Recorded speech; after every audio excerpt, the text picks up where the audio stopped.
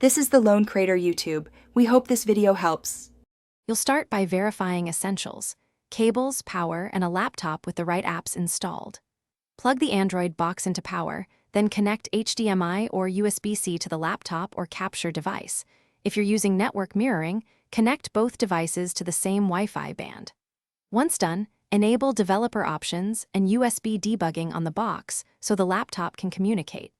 Make sure ADB or your chosen mirroring app is installed on the laptop. This step prevents driver delays and saves time. Now establish the actual link. If you chose HDMI, route the cable through a capture card and set your laptop's capture software to the correct input. This gives low latency and full video.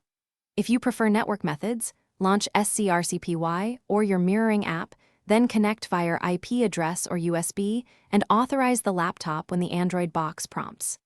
Make sure the devices share the same subnet.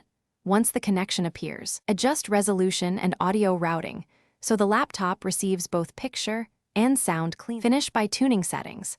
Set resolution and frame rate in your capture or mirroring app, choose the laptop speakers or HDMI audio for sound, and confirm scaling for 16:9 displays.